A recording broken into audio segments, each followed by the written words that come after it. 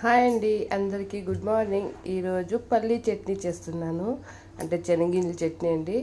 మా ఇంట్లో ఈరోజు పులిహోర అయితే చేశాను. దానికి కాంబినేషన్ అయితే శనగింజల చట్నీ అండి. చూడండి, బాండ్లీ పెట్టుకొని ఇలా శనగింజలు అయితే సన్న మంట మీద అయితే ఇలా వేయించుకోవాలి.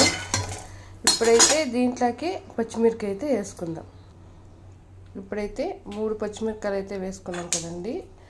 ఇలా అలాగే కొన్ని తెల్లగడ్డలు అయితే వేసుకొని వేయించుకుంటున్నాను. సన్న మంట మీద వేయించుకోవాలండి, అప్పుడైతే చట్నీ బాగా కమ్మగా అయితే ఉంటుంది. ఇప్పుడైతే వేయించుకుందాం.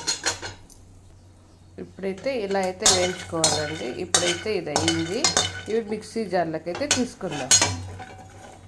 ఇప్పుడైతే మిక్సీకి అయితే వేసుకున్నాను కదా అన్నీ. ఇప్పుడైతే కొత్తిమీర వేసుకుందామండి. ఇది పల్లీల పొడి అయితే చేసుకున్నాను, అందుకు మిక్సీ ఎలాగైతే ఉంది. ఇప్పుడైతే నిమ్మకాయ సైజ్ అయితే చింతపండు వేసుకుంటున్నాను. అలాగే టేస్ట్కి సరిపడే సాల్ట్ అయితే వేసుకుంటాను. ఇప్పుడైతే మిక్సీకి అయితే ఒక్కితే రుబ్బుకుందామండి. ఇప్పుడైతే కొంచెం బరగ్గా అయితే రుబ్బుకున్నాను కదా. ఇప్పుడైతే ఒక ఆనియన్ అయితే వేసుకోవాలండి. కచ్చాపచ్చగా అయితే రుబ్బుకుంటే చాలా బాగుంటుంది చట్నీకి. ఇప్పుడైతే ఆనియన్ అయితే కొంచెం వేసుకొని కొంచెం వాటర్ అయితే వేసుకుందామండి.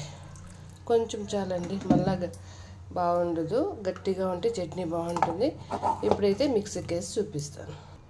ఇప్పుడైతే పర్ఫెక్ట్గా చట్నీ అయితే అయిపోయిందండి. ఇప్పుడైతే తాలింపు వేసుకుందాం. ఇప్పుడైతే స్టవ్ అంటించుకొని కడాయి అయితే పెట్టానండి. ఇప్పుడైతే ఆయిల్ అయితే 1 స్పూన్ వేసుకుందామండి. ఎక్కువ అవసరం లేదు, 1 స్పూన్ వేసుకుంటే చాలు. అలాగే ఆవాలండి. ఆవాలు అయితే కొంచెం అవి చిట్టపట్టలాడేస్తే కరివేపాకు వేసుకుంటే అయిపోయా.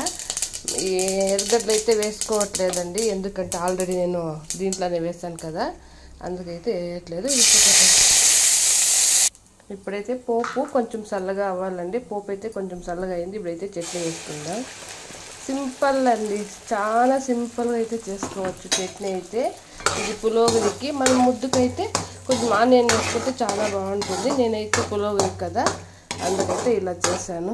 చూడండి ఎంత పర్ఫెక్ట్గా అయితే వచ్చిందో. బాక్సులకి, ఇలా చిత్రాలకి, పులిహోరకి అయితే ఇదైతే చట్నీ బాగుంటుంది. మీరు ట్రై చేయండి. అలాగే మా వీడియో మీకు నచ్చితే లైక్ చేయండి, షేర్ చేయండి, సబ్స్క్రైబ్ చేసుకోండి.